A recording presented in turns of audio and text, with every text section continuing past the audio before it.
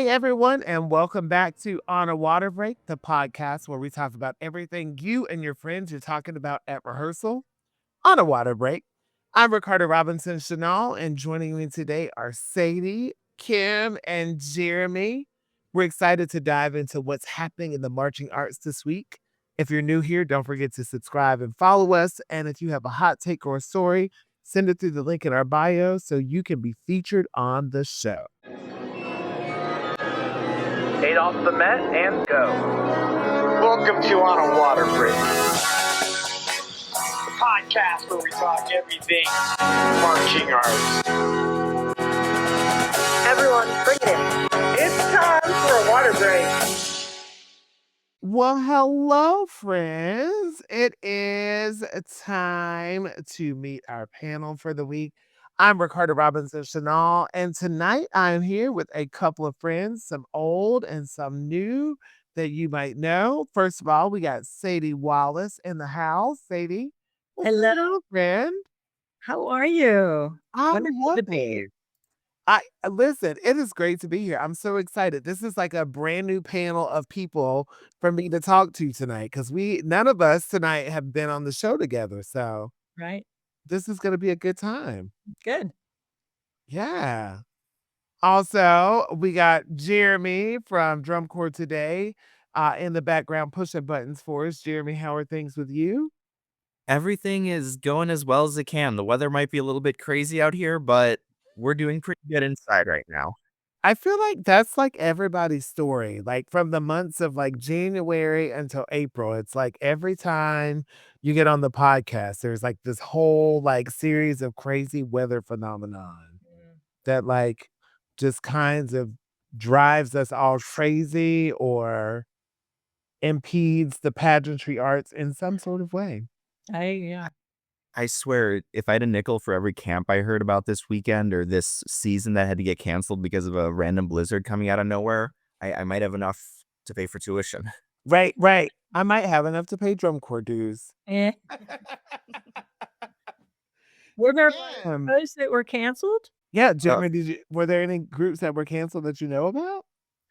This past weekend, we actually had a camp with the Governors. We had a camp in Minnesota that ended up getting canceled. We canceled it a few hours before I was going to leave because they ended up getting like 2 feet of snow this past weekend. Uh-uh. No. Right, Ricardo? 2 feet of snow.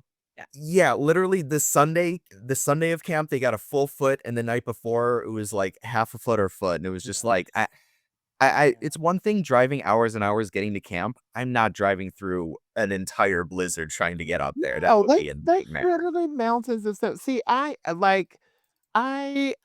complain a lot about being hot all the time in Florida, especially being menopausal right now and hot flashing all the time. But I would deal with 75 and sunny and redundancy as opposed to 2 feet of freaking snow. Yeah. No, thank you. I'm good. And what's crazy is like a few days before that, we got hail. It was some of them they were literally like that big on my palm. It was insane how big they were. Wow. That's the Lord telling y'all don't need to live there. That's what that is. That's what that is. Anyway, Kim Webb, how are you doing? I'm doing great. I am from Arkansas, and we just had our first tornado warning of the year. So actually, actual tornadoes. So we're doing great over here.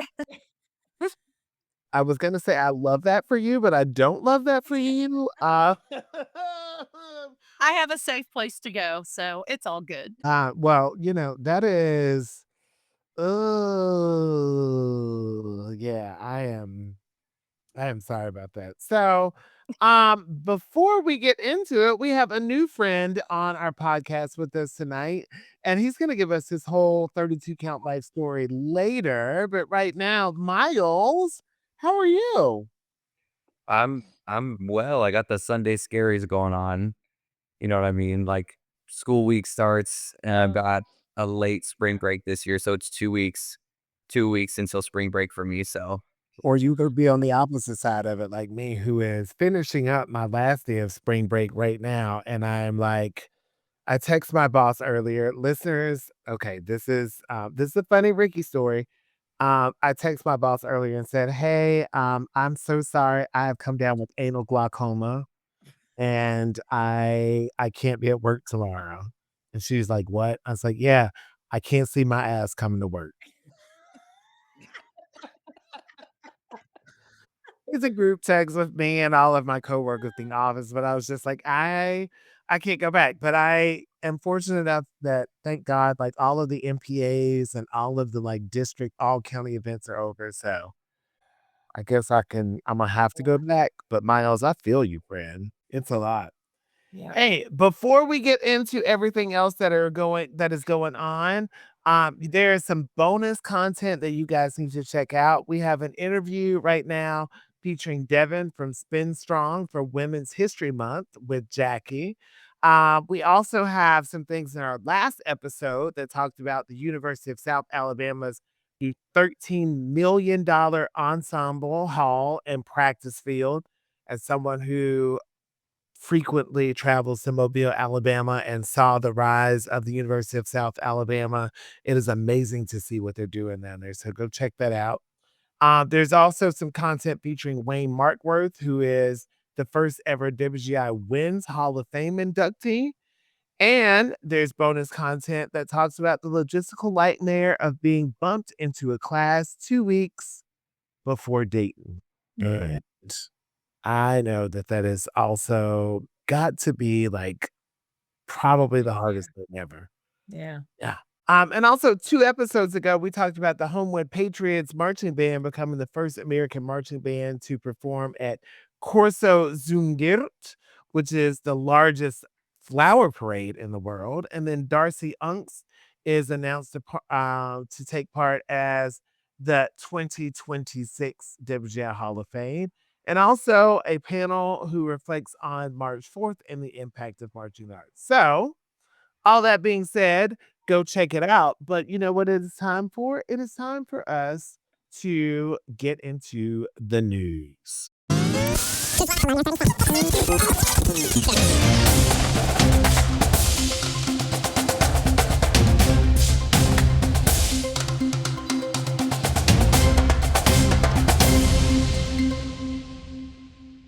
All right. So, Jeremy, what have you got for us? So, first up in our news segment today, we've got a whole bunch of bands that have been announced that'll be performing at the 2027 Rose Parade with the Tournament of Roses in Pasadena. Taking a look at this article, it's pretty interesting. Typically, we'll hear, oh, there's bands coming from across the country to make it out to California. This year's a little different. We've got groups coming from across the world, groups from Costa Rica, Japan, Mexico, traveling all the way to California to have a performance of their lifetime. It's going to be a really cool experience for all of these performers, including some groups a lot of us have heard of, I'm sure, of Carmel High School, Blue Springs High School. A few of them are local groups. We got the Pasadena City College. We've got Pasadena United School District, and then I keep going down, and the Santa Clara Vanguard will be performing there as well. Absolutely exciting. The Santa Clara Vanguard. Ye Santa Claus. I don't know if you guys remember this because I'm an avid Rose Parade watcher every year. And I can't remember how long ago it was. It probably was about 10 years ago now. But the Santa Clara Vanguard alumni did like the Rose Parade and they opened the show. And so they opened and it was like the color guard doing their thing, spinning it down, and then the corps came on and they like started the parade. Nice. And then the corps came down the street later. It was fantastic. So if we get another stint of that, I will be very excited. I don't think there'd be anyone complaining about something as awesome as that. Oh, no. I know. There've also been I don't know if anyone else has seen this. There's, like, a couple of, like maybe it's just, like, parade day stuff and banter. Because I literally when I tell you I'm a fan and I watch the parade every year, however, not coming in. I watched this year because it was raining, and so I was like, I don't wanna see that." But there was a special a couple years ago where they talked about the Pasadena City College, like the honor band and all that stuff. Like it's like a huge like audition process and everything to get into that band, which is there every year. So I'm kind of excited to see every year they really do like they pull out this elegance and extravaganza that is just kind of like a wonderful like reason to watch the parade every year in spite of all of the other beautiful floats and bands. But we know that that production is always going to be great. So I'm super jazzed about it. And with how much we tend to focus on like the field aspect, I feel like street performances like this are almost a lost art form. Sure, groups do performances here and there for like 4th of July, but very rarely do we see groups that are as dedicated to these kinds of performances that we'll see here. Oh, I know. Yeah. Yeah. Yeah. It's a different form of showcasing. And I always say this. I, as a designer and a choreographer, love a parade because parades are where I fell in love with marching band. Most people get to like it's the biggest like exposure to our activity that there is. So if it's done well, it's just Yep. okay. Definitely. So I have a great story. I don't know about you guys, but I had a little Oscar watch party last weekend with my friends.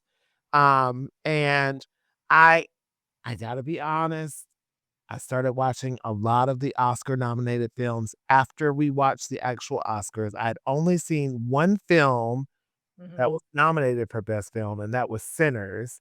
And it just so turns out that when the performance for Sinners came on, FAMU, or Florida A&M University, their senior drum major, who is the first female head drum major at FAMU, and I do not want to butcher your name, and I have told you this baby before, like, I can't say this right, and I apologize, so you need to DM me so that you can give me the phonetic spelling of your name, but, Dupe Oyede from FAMU, who is a senior theater major, shout out to the theater majors, Yeah. found herself in awe of the magnitude of what was unfolding in her life. Because if you watch the Oscars like I did, the first female head drum major of the legendary Marching 100, even though she spent her year commanding the attention on the field, she got her a moment at the 98th Academy Awards last Sunday where she got to be a part of the legendary performance from the award ceremony portion for Sinners. And she says, when she received the call, I could not believe it. Performing at the Oscar is a once in a lifetime opportunity that was offered to me. God is so amazing. This is an affirmation that I'm supposed to be here, and this is what I want to do. So I got to see this fantastic young lady kind of start off their production marching down the aisles, and I was like, I know her. We talked about her on this podcast, Oh, cool. and she's a Florida girl, and it was just so freaking cool. The whole Oscar, like we could do an entire another episode of On a Water Break about the Oscars because there was the Sinners moment where we had Missy Copeland coming out of retirement to perform in that fantastic historical Firebird dress. Just got a hip replacement. Thank you very much. Yeah, just had a hip replacement and, like, 3 months out of the hip replacement, Yes. she came out and danced beautifully in Yes. front of Timothy Chalamet, who infiltrated the ballet and opera world with his, Yeah. you We know, won't go there. Yeah. response. But also the performance from K-pop Demon Hunters with, that Mandy Moore, who is from So You Think You Can Dance fame and the Taylor Swift tour. She Right. choreographed this amazing, like, double swing flag moment to I the saw Soldier song, Yeah. and I lost my mind. I lost my mind on social media that night. I was like, I, first of all, am one who is always in love with the double swing flag moment. Yeah. And I feel like every show should have a double swing flag moment, but to put it on stage at the Oscars, Right.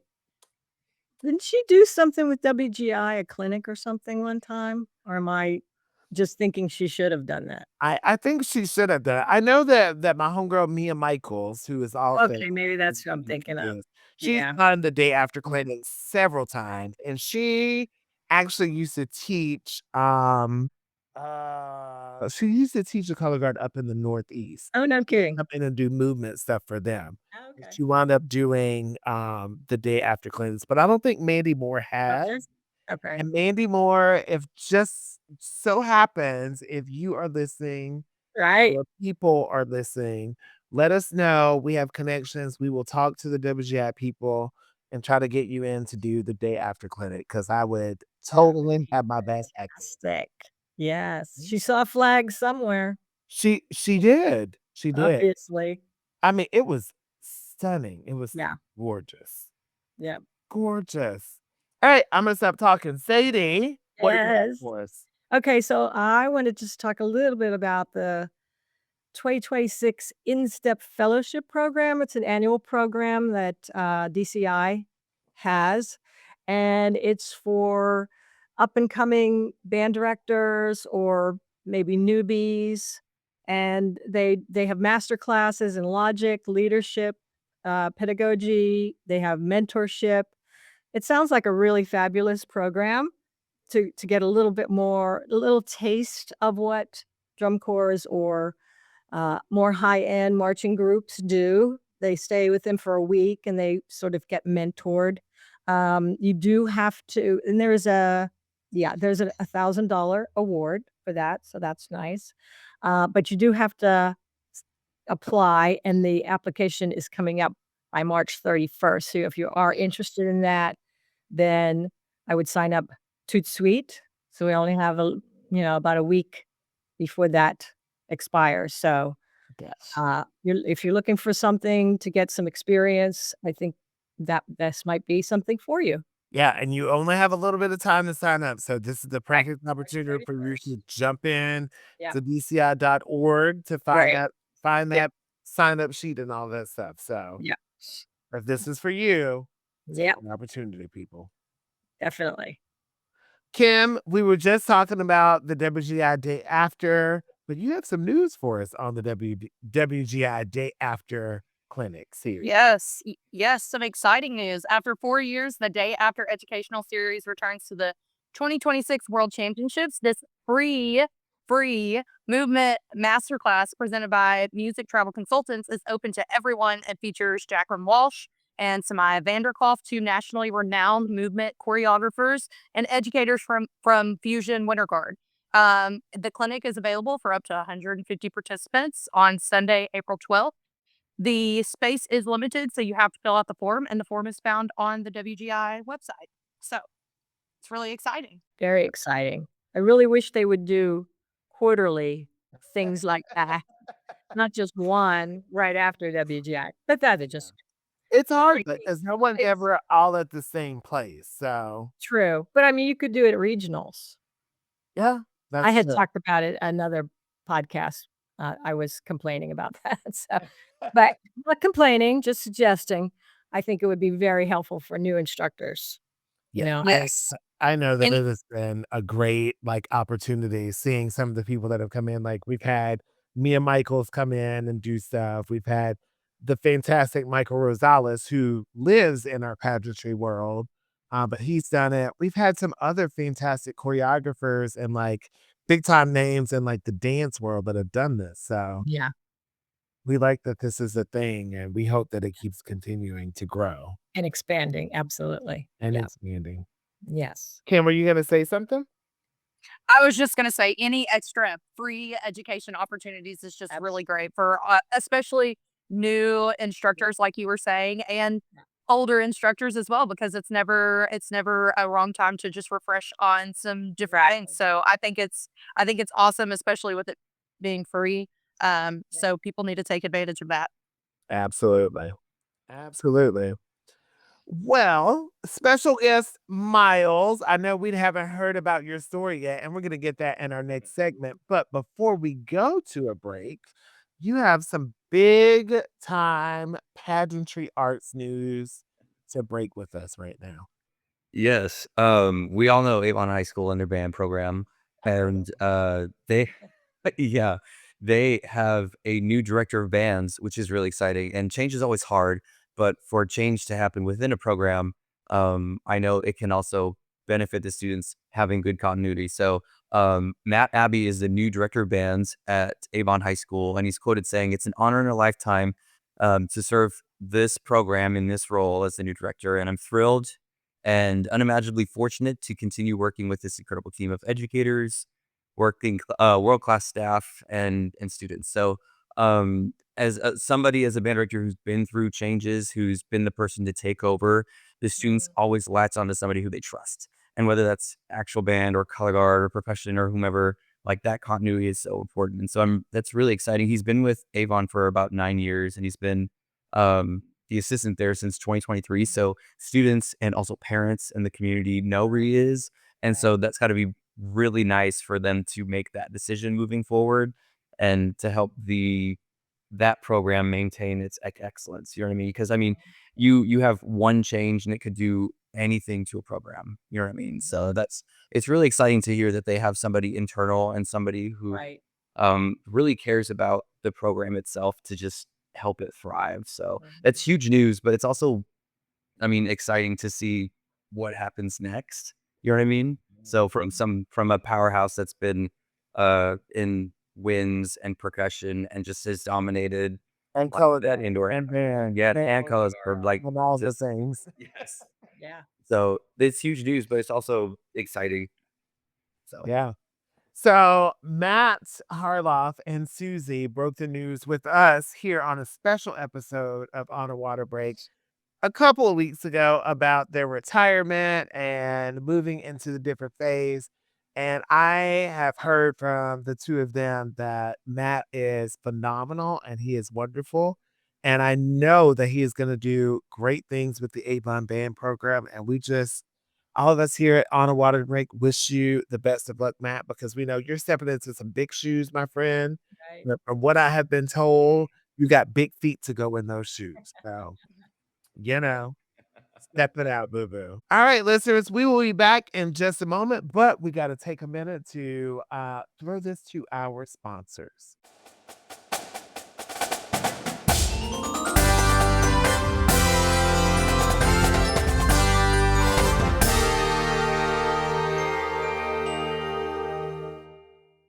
Celebrating its 25th anniversary, Guard Closet was founded as a consignment shop in 2000.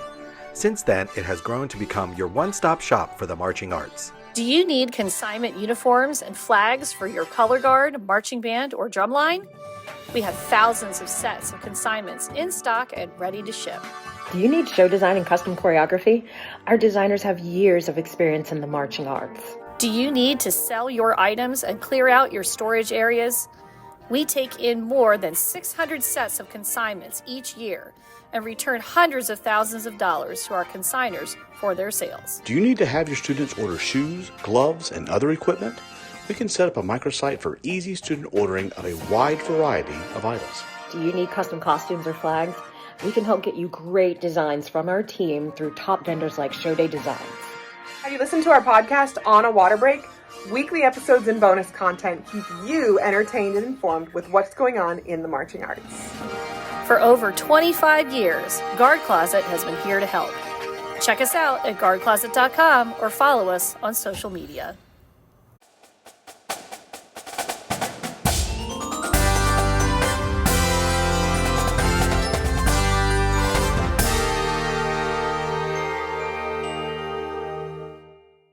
Okay, everyone, we are back to On a Water Break, and it is time for a 32 count a life story. So joining us today is Miles Kellett. Welcome, Miles. hey, How are you today, friend? I'm great. I'm great. I'm really happy to be here. I've only done a podcast once, and it was my brother's podcast. He has a podcast called Inside the 50. So, but I think he ended it. But it ended up just turning into brotherly arguments about stuff. So this has been Therapy, in other words. Yeah, it was therapy without the cost of aiding a therapist. Exactly. I love that. So, Miles, when we have someone new on, we like to do something that we call a 32 count life story. So we're going to give you 8 counts off the Met.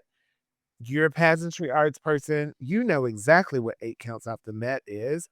And what you're going to do after those 8 counts is you're going to tell us everything. I mean, you're going to start from day 1 until today. So, do you think that you're ready? Yes, I am. Here I go. As ready as you can be? Take a deep breath. Yes. That's it. All you gotta do is breathe into it, friend. Right. All right, here we go. 32 Cal life story. 8 off the Met, and go. Go. Oh, shoot. Go now. My dad was my band director and my mom was my color guard instructor. And so I kind of grew up, and in the marching band world, my name was written on a chalkboard. Welcome to the world, Miles. So that's kind of what I grew up doing. So didn't have daycare, just was taken to rehearsal. And so I basically learned all the instruments from my dad. I enjoyed color guard watching from my mom. And so when I marched drum corps for 4 years, and then I taught it for 4 years after at the Blue Stars, it just became my life for so long as I was getting my degree in music. And then from there, after I graduated with a performance degree, I got my first teaching job while I was getting my master's, and then still taught color guard on the side, had my own independent guard in Nebraska. And I didn't even say I was from Nebraska. Well, I was in Nebraska from then on, from 0 to there. But I met my husband through the marching arts, who was also in color guard. And so I was a teacher. So I moved to Kentucky, and I've been here for 6 years now. And I've been teaching in the classroom for 8 years. I was a middle school band teacher. So every day is a holiday. And we both teach color guard together on the side. So it's been a lot of fun, and it's something that I always keep with me. I guess I've never had a moment in my life where I remember not spinning in color guard, since I picked it up at such a young age, since I was like 3. And so, of course, I'm like a backyard kid. So, I mean, And one in the same. that's kind of the life story. And so, yeah, a product of literally band and color guard. I love it. As a backyard Betty who started at the age of 2, way probably long before you were born, back in the 1900s. I totally get that. But listen, I have said this before, and I will say it over and over again. I will get on a mountaintop and scream this. I love my elementary music teachers because I feel like they are the true, like, salt of the earth people, and they are the people that give us that first taste of, like, everything that we love. But people that teach middle school band and orchestra choir, y'all are cut from a different cloth. It is. I mean, it is crazy. I don't think I would teach anything else. Like, I've taught high school a little bit before, and like as an assistant, and I had to go between like buildings. But man, I don't know what it is about middle school students that I enjoy so much. They're at the age where they're moldable, but they're still like they're still babies. They're still kids, and they have heroes, and they hate admitting it. But I think they really do keep you young and keep you on trend, because they come in shouting, it's just yes. Oh yeah.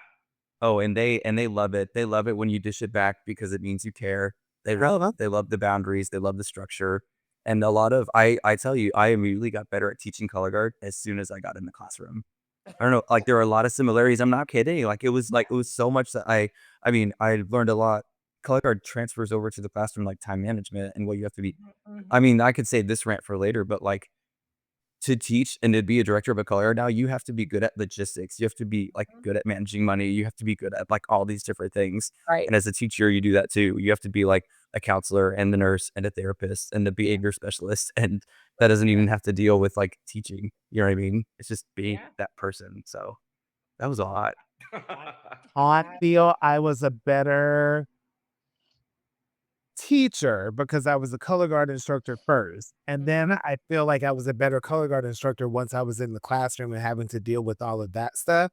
And I feel like I'm a great administrator because I taught color guard and in the classroom. And those are 2 battles. So, but you people that do middle school, I did middle school for 4 years solid in the classroom. And I was like, and I loved it. I did. I love the kids.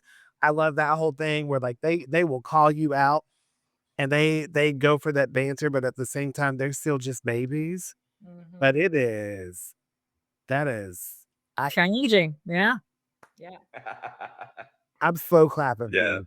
Definitely. What do you think right now, like with your kids in your band classroom as well as your culinary classroom? What do you think are some of the biggest things that are like that kids are facing that are different from when you were in middle school? I think, oh man, I think social media is huge Mhm. because in a lot of different ways that are like pros and cons. I think con wise, it's like it's everything's very instant. And so, I mean, I don't know, it's really hard. There wasn't as much pressure. Well, maybe there was enough pressure. I felt like we were able to deal with stuff. Like we didn't take school bullies or school things home with us as much in middle school. Like I was like, oh God, I had a bad day. Somebody's called my shirt this, or I missed a note and somebody laughed at me or whatever. But like now, then it like with phones and with social media and with everything, they just take it with them and they see it all the time. Right. And so, I mean, there's that, but also a pro is that they get access to see people perform or spin or play their instrument all over the world. And they're like, oh my gosh, this is something that's way bigger than me. And as a middle school, maybe you don't think about that as much, but like seeing it from across the world or across whatever, like, I mean, technology has that really cool benefit. Like I remember when I first found out what WGI was, they used to have like the minute, like it was 1 minute and 7 seconds. They used to have clips of all like the finalists on like the WGI website.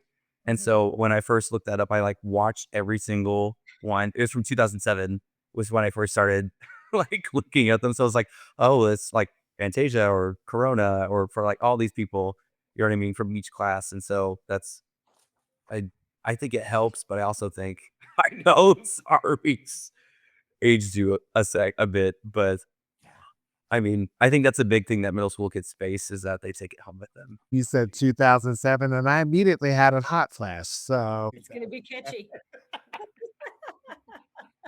oh, but you're right. I mean, it is one of those things like I look at, like, I think about being a middle schooler myself.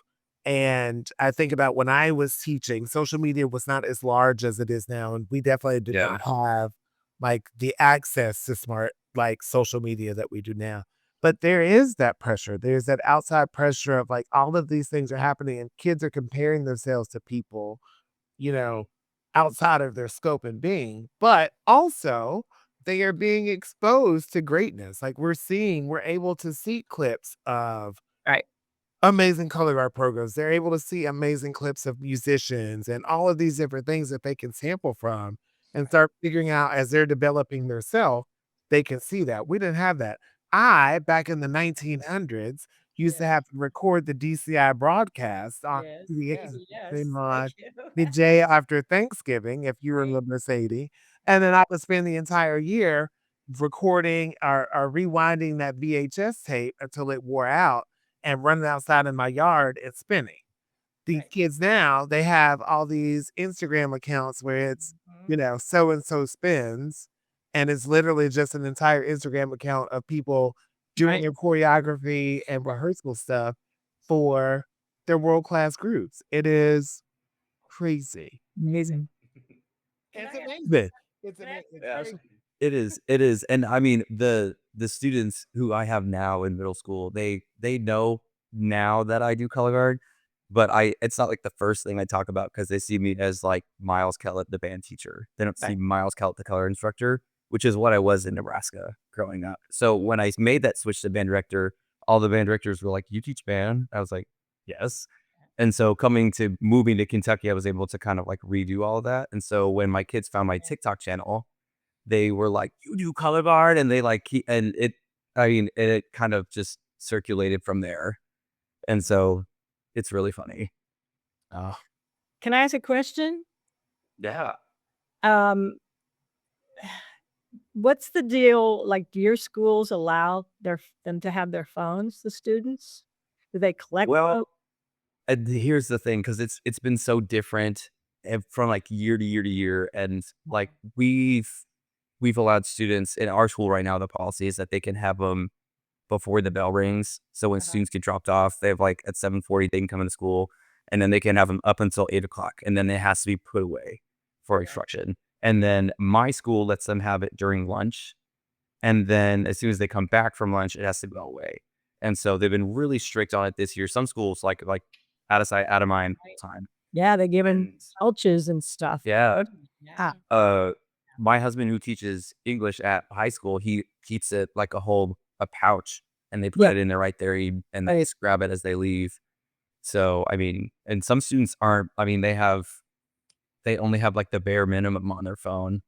You know what I Right. mean? And so which is good, or some, I mean, so I like it. I like having, but some students actually in band, they like to use their phone for like as a tuner, or we went and rehearsed in a concert hall the other day, like for the district, and they like wanted to record themselves playing in a concert hall because it wasn't in the band. And I was like, okay, yeah, sure. That's fine. My principal, please don't get mad. But like, you know what I mean? But it's the same thing. Like they don't have access to their phone, so they're not thinking about it. You know what I Right. mean? Right. So Right. like, It's that's Yeah, in Arkansas, we implemented a law this year where they don't have phones at all, like period. So they get them, they have to turn them off at the beginning, and they're not supposed to carry them on their person at all, which was a huge change for me because I used to send band messages out like, "Hey, we're going outside at this time." I'm a high school band.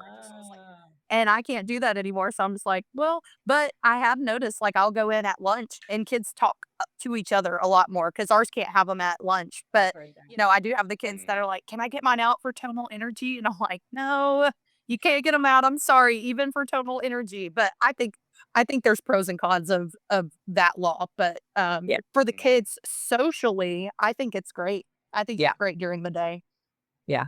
I agree. Yeah. I have been out of the classroom now for a year and a half.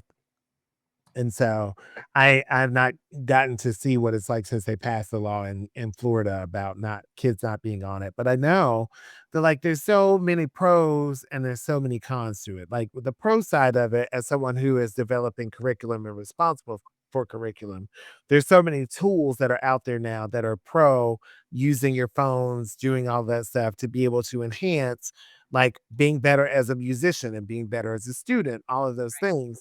But I also, as someone who was born in the 1900s, understand like the social aspect of that, of how much kids have lost with being able to make interpersonal connections because they're so busy like Yeah. this all day long. And now that we're cutting that out, we have definitely seen a spike in grades going up and kids being more engaged in their classrooms and stuff. So, I have one more little tidbit on that because, I teach Pilates and exercise. I am so worried about their heads and their necks and their spine. I mean, I know that's maybe minuscule, but well, it's true though. it could be a problem, a big problem. Yeah. 'Cause I teach older people and I tell them, "What are you doing?" "What are you doing?" "Lift your head up, use your lift your arm," whatever, so that is concerning as well. So I hope And that don't walk and text while you're walking across the street. I see a lot of people do that and, Or me in the grocery store, watching the WGI regional on my phone while I was pushing the cart around like this with a sit there. Jimmy yelling at you. Yeah, your show's made it. Thank you. I appreciate it. Miles, were you gonna interject something, friend? Sorry, Jeremy, were you gonna say something? Yeah, actually, it wasn't just like it's not just phones with people's necks being like it's computers, it's any kind of electronics where we're sitting just like hunched forward in front of it all no, day. not me like fixing my Like every couple hours, you gotta stand a little stretch, like just keep your body limber a little bit so you're not just locked up and not able to move. Oh yeah. I mean, I've gone from being a theater and dance teacher to where I was literally standing up in a room, dancing, moving around, acting, doing all these things. I mean, very physical to now I literally sit at a desk in an office for 8 hours a day, answering emails and doing budgets and things. Right. I have noticed the difference in how my body is reacting to it. Like, case in point, right now, I'm actually down because I threw my back out the other day. So I'm like struggling right now. But, this wasn't happening as much when I was up and active. So getting out of the phones and getting out of the computers and actually engaging with people, Right. get back to that as a society. Yeah.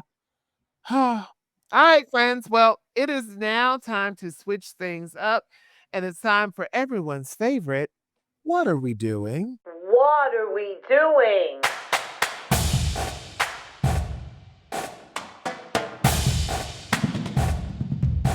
What are we doing?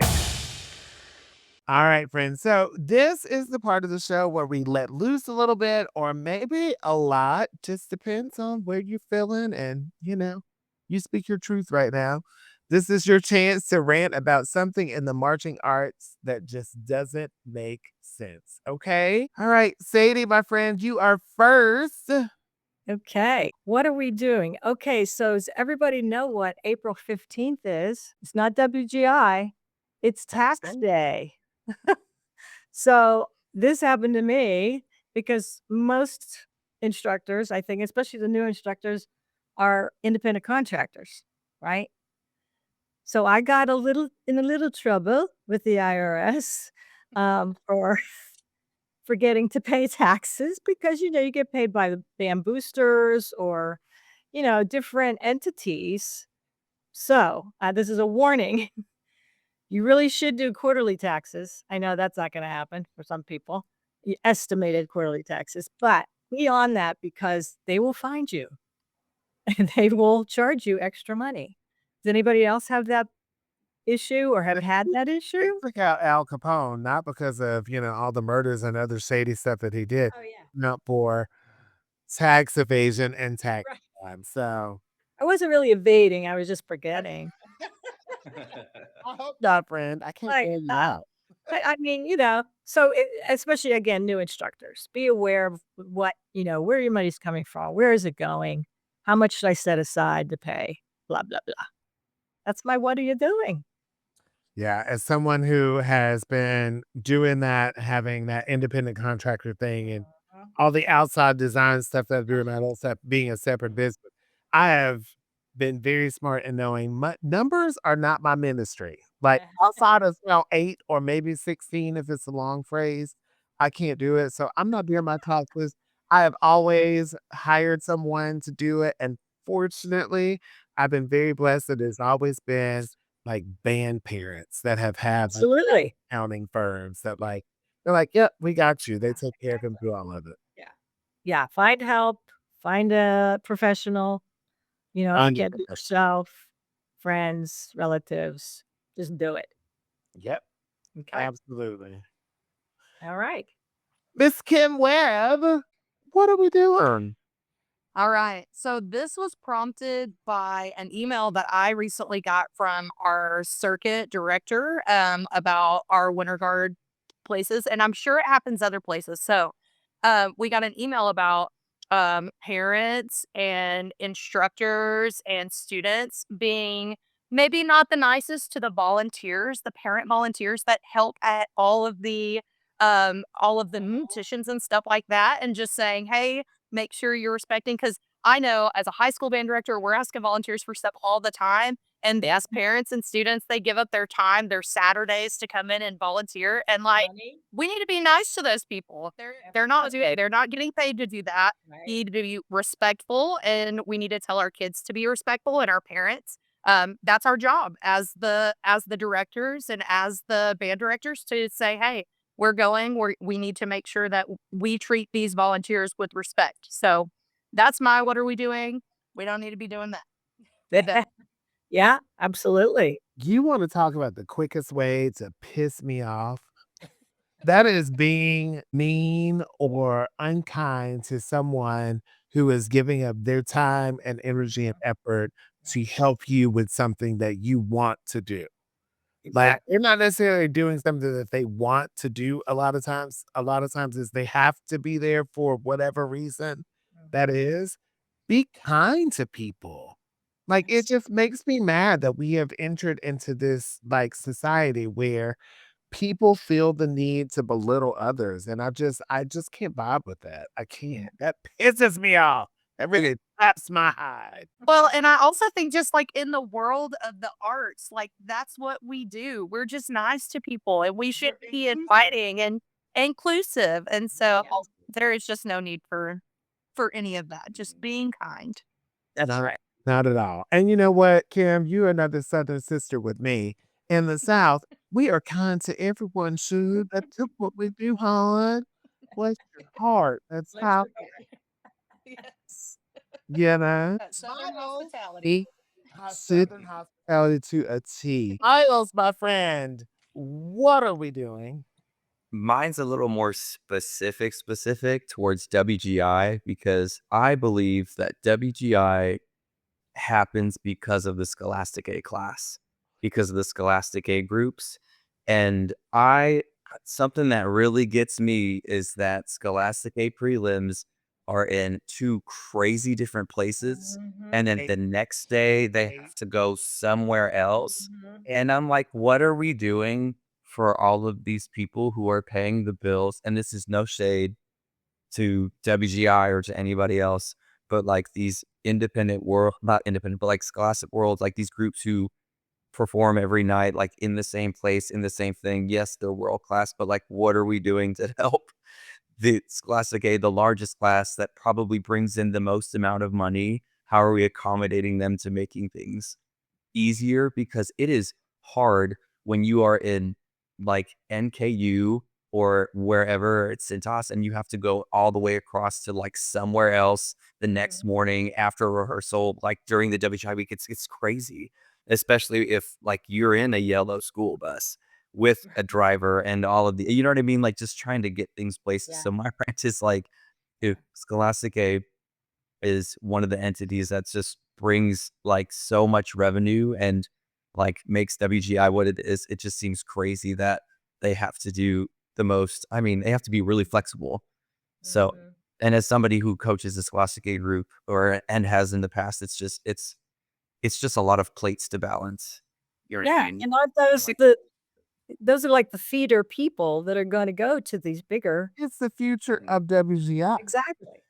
And it used to be the case where like you had to, I don't know if it's anymore, like you have to check into the Dayton Arena and then you have to drive back to wherever you had to go. And that could be like, yeah, it was, If it was different, you'd have to check. I think they had changed that, but I mean, I just always felt like I was traveling for Scholastic A. A lot of moving parts. What are we doing? That's my thing. I feel like it's insanity because, everyone gets that run on Thursday and the judges literally have to narrow down 150, 160 groups down to 60 to narrow that down until 20. Like it is an insurmountable task whittling that down. And I get it. But at the same time, it's like they're doing all this stuff. Every A class team, if you're a finalist, I stopped worrying about kids dropping at A class finals because I'm like, baby, you have just done it big. Not only have you performed already this morning, Right. you have gone through the stress and emotions of that, but you have probably driven across state lines, coming from Kentucky or somewhere to get to the UD arena to perform. It's a lot. It's a lot. I would almost, if I had my voice at WGI and I would say something, I know it's more time outside of school and all that stuff, but I would almost say that Scholastic A prelims needed to start on Wednesday and give the kids a little bit more time to breathe. Yeah. I know Wednesday to Saturday is a lot for some kids and like the hotel expenses, but I just think that whole, especially the semifinals on Friday morning and finals Friday night, I just feel like that's a lot for the kids Yeah. Yeah. and the travel. Yeah. I mean, I felt like WGI tried that once and then they went back to it because they used to have, because I don't know, maybe not. I might be wrong, but I felt like it happened for like 2 or 3 years in like the 2017s, 18s, 16s, where they had a Wednesday for Scholastic A or like the A class or whatever started on that Wednesday so that it was free on Friday night or I don't know, I can't remember.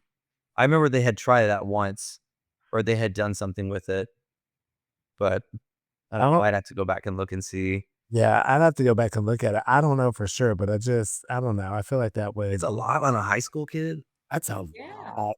Yeah. That's a lot. And you can't expect kids to have their, if we're asking them to have their best performance of the year as that WGI finals performance, You've already done a performance that morning. You've been running around across state lines all day on Friday, trying to figure out if you're even going to be in the stress of that. And then the emotions of being a finalist. And then you still got to go and perform. It's a lot. It's just a lot. That's something that I feel like needs to be addressed and something needs to be done about it. But that's above my pay grade. So I'm just going to move on. I'm going to move on to Jeremy. Jeremy, what are we doing? I've already started talking about this a bit today, and the weather this winter has been wild. The snow has been out of hand, the ice out of hand, and with the exception of the West Coast, pretty much the entire country has had some of the worst, like the coldest, snowy winters East Coast. for a long time. And what are Corps doing to prepare for the summer? Because with how cold this winter is going to be, the summer is going to be unbearably hot. Texas gets hot in July. What are we doing as Corps, as fitness medical teams with organizations? What are we doing to make sure our students don't have heat issues over the summer, whether it's heat stroke, heat exhaustion, any sort of issues like that? I don't know about y'all, but I know that living in Florida right now, I am going to say this and try not to be politically charged, but global warming is real. Oh, yeah. Like it is March. Today is March the what 22nd. that we're recording, listeners. Yes. It was 87 degrees when I went to the grocery store mid-afternoon today in March. And I know that that's just like a weird reading in my car, whatever, but it's like it's a lot. It's a lot of heat. And I saw drum corps in Arizona for the last 2 summers, and they're already into like 100-degree weather in Arizona in March. Well, it was 95 in Texas today. 95. I know. Yeah. Like, I used to think we had it rough in Iowa doing spring training. No, I could not imagine doing Texas spring training. It'd be brutal. Arizona's dry, and I was always that person like it's like it's a dry heat, and I want to punch him in the throat because girl, 110 degrees is hot regardless of dry or wet. July is better than wet heat, but 110 is 110. 110 is 110, but 95 in Texas plus the humidity that's in Texas. Well, now as you know, Houston, yes, we don't get as much humidity, but still, 95 on March 22nd is ridiculous. Oh, Yeah, no. no, that's gross. I can't. I'm not tropical. I'm not a Titan. I cannot do it. All right, friends, we got that off our chest. Now it is time to get into our Gush and Goes. Great job, everyone. Set your equipment down. Gush and go. Welcome to Gush and Go. This is your chance to shout out something something awesome that is happening in your life, related or not. No negativity here, just pure, unfiltered hype. Sadie, what are you gushing about right now? Well, I have to tell you, I did this last year for the first time. I auditioned for a group called the Spectacular Follies, and you have to be 55 or better to perform in it. It's a 3-hour, I think. I mean, it's really long, but singers, dancers. I made to the dance ensemble. I was never, after marching, I didn't really perform. I was really teacher, choreographer, technician, coach, da da da da. So, and last year I had some medical issues, so I didn't even know if I could do it, but I did it. And so I'm doing it again this year, and we're doing some really fun songs. We're doing America, okay? Who doesn't have to dance, perform choreography? Yeah, and it's very fast. Like you tell the choreographer, like, we're old, right? Can we slow the music down just a wee bit? But it's very fun. Wonderful people. A lot of them were professional singers, not too many dancers, but dancers on the periphery, like myself. Yeah, so I'm doing that, and it's April 23rd to the 26th We have 5 shows. I'm in 7 pieces. I have 7 costumes. Wow. So just go if you wanna get a little laugh, go on the spectacularfollies.com website, and you'll see about it, but that's my Gush go. Wish me luck. See if I Right? can get through it. Legs. Break legs many. Legs. Yeah, Break 5 legs. times. Not Double. actually, just, Yeah, you know. yeah. That Saturday is a double. That's a hard one. Oh, you But got this. anyway, yeah, it's kinda interesting to be able to do this at my age, you know? And I'm not the oldest, certainly not the youngest, but, yeah. So, I am dancing with 55-year-olds, and I'm 72, so all good. I would have had no idea. I thought you were on the 55 end of it. Oh, you're so sweet. Yes. Good, honey. Yeah. Alright, Anyway, Sadie. spectacularfollies.com, check it out. You better do the spectacular follies. We are gonna be cheering you on. Kim, what are you gushing and going about? Well, last week I took my band to our concert assessment, which is like the equivalent of like UIL in Arkansas, and we were at the region level and we got superior ratings, and I was super proud of my kids because Congratulations. thank you. I challenged them with some of the hardest music I've ever challenged them with, and I was just super proud of them. And another thing I'm gushing and going about is we're in show reveal season for my marching show in the fall. And so I've been putting out little hits to my kids, and they are so pumped about just like getting the hits. It's so funny. They'll get them and they'll be like, You see this here and you see this here. I think it means it's going to be this." And it's so fun to get them like really hype about it. So I'm super excited. Oh, I love that. That's so exciting. How fun. Well, Yes. congratulations on your superiors. We know that is Thank you. hard work, and that Yes, is it way is. more than a 20-minute concert that you're doing in front of judges. That is months and months and months of practice and preparation. So, congratulations. Thank you. Congratulations. Miles, what are you gushing about, my friend? There we go. Well, I am moving to Florida. Dude, I am. I was gonna wait because you said no, yeah. So, my husband got an internship at Disney, and so he auditioned to be part of. We're still waiting to hear back to be part of the entertainment team. And so he went to Chattanooga, and there was like 150, 160 people auditioning there, and he made the final round of 20 people, and he got measured and like fitted for costumes, and so it's really exciting. So I'm moving in June. We are moving down to Orlando, and so I've got my resume and my feelers out, trying to find a middle school band job down there. But that's super huge. I know, right? And I think the other thing is that I'm also preparing for my concert assessment with my middle school kids, and it's next week. And so we're just putting in those final touches, please don't play loud the whole time, like sort of just the situations with those middle school kids. But they see how okay. I'm really excited for my middle school students to do their concert assessment too. It's next week, and so we're putting all the final touches on, and they see how intense intensity that I have in rehearsals, and they're giving that back, and it's been like the uphill has been just really great. So that's the other thing I'm excited about. That's fantastic. Well, good luck and good skill and good intonation to from middle school. And we will definitely chat about your move to Florida. You're gonna be like my neighbor. Yeah, I'm super pumped. Could be all the warm weather, but I mean 87, 85 in March. Don't ask for it. No. It is not a blessing, it is a curse. No, I need it. I need it. My skin will thank me. Oh, honey, if you're gonna be in Orlando in the summertime, you are really gonna rethink your life. Just let me say, I live on the coast, so I get a sea breeze. Orlando is just hot for no reason hot.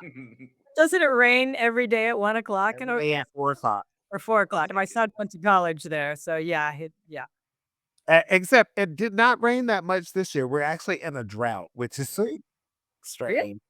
Yeah, I literally look at water every day when I leave my house because I have Right. off the bridge to go anywhere. But Oh, yeah. I look at all this water and they're like, we're in a drought. And you look at the ponds, Like all of our ponds are like dried out. But Oh, wow. again, global warming, it's a Yeah. it's Yeah. the Jeremy, what are you gushing and going about, my friend? So briefly mentioned this at the beginning. We were going to have a camp this past weekend. Unfortunately, got snowed out. They got like 2 feet of snow up in Minnesota. But if you're in the Minnesota, like southern Minnesota area, looking to march an all-age drum corps that has a awesome show, and you'll be able to perform in Lucas Oil Stadium at least once, probably twice. Come check us out. We've got a couple camps coming up in April. We're setting the final numbers at our first April camp and working on drill in our second April camp. So especially Barry Youths, maybe a couple mellows, maybe some color guard. If you're looking to march, we've got some open spots and it's going to be a great season this year. It's our 99th. Next year's the 100th. It's going to be a great season this year. Amazing. Wow. Wow. That's fantastic. Ah, well, good luck to you and all of that stuff. That is phenomenal.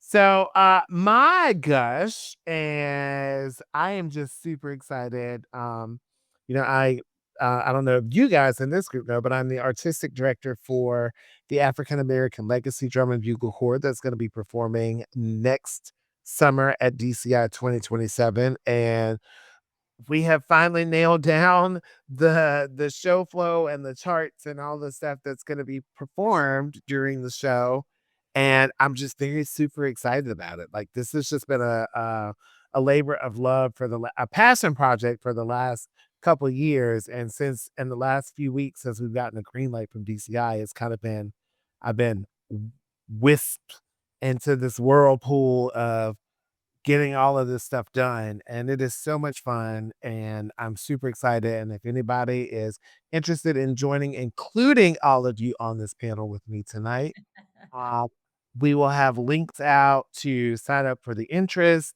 to join us because we would love to see you on the field with us next summer as we honor some drum and bugle corps from the past and honor some of our wonderful Hall of Famers who have made history and have a good time doing the band thing. I'm excited about it.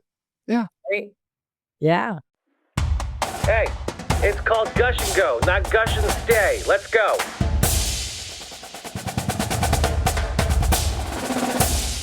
All right, friends. If you got a question or a good topic to talk about, send us your What Are We Doings, Gush and Goes, or news stories. You might even see yourself featured on a future episode. So check out the link in our bio to submit using our form. So I want to thank all of our panelists today for a fantastic rehearsal this week. Thank you to everyone for spending time with us. I'm just going to go down the lines. Miles, friend, where can our listeners find you on social media? I guess you could find me on the band Teacher Who Spins, and that's at TikTok. So you could give me a like and a follow there. You could see my classroom and all the different places that I've been spinning since I moved to Kentucky. I love it. I started following you a couple weeks ago, so I'm glad I'm actually on an episode with you right now. Awesome. Friend Kim, what about you? You can find me on TikTok. I'm not super active. I like put a few things up there, so I'm not one of those big TikTokers, but it's at KWebb530. Nice. And you can see I do a few little day in the lives of a band director, but then usually I get too busy and I forget to record. So I love it. Sadie, you're on with us all the time, so we already know your information, but if we wanted to get in touch with you, where should we look for you? I am on Instagram quite a bit because I have grandkids, and it's m.Sadie Wallace. Then you'll see my little picture. I have short hair in it, but face is still pretty much the same, a little less wrinkles. But but yeah, hit me up. I have some fun things on my Instagram about my Love it. classes and travels and stuff like that. Love it. All right. And Jeremy, outside of drum corps today, where can we look for you, my friend? Yeah, I mean, just look for me for Drum Corps Today on Instagram. I don't really post a whole lot on my personal accounts, but come check us out. We post news, we post show announcements, we post scores and schedules once they come up. Tomorrow, we're starting our favorite show of 2025 tournament. So hop on our story, vote for your favorite shows. we'll see if they make the top one. Nice. Well, guys, I have had a pleasure being your host tonight and chatting with my friends here on this wonderful panel this evening. You know, you can look for me at Ricardo Robinson on Instagram, even though I don't really post that much stuff because I'm kind of boring outside of this podcast. But one more thing, don't forget, we have a YouTube channel now here for On a Water Break. So go and subscribe and you can see us all there in my gorgeous brand new hairdo that is fresh. Love. Love it. Beautiful. Thank you. Also, before you close out of your podcast listening app, go and subscribe, write us a review. Please make it positive, guys. We just want everyone to like us. It's fine. And share this with a friend. Follow us on social media at On a Water Break, and we'll see you at the next rehearsal on a water break. The On a Water Break podcast was produced by Jeremy Williams and Christine Ream. The intro and outro music was produced by Josh Lyda. To learn more, visit lydamusic.com. And until next time, thanks for tuning in.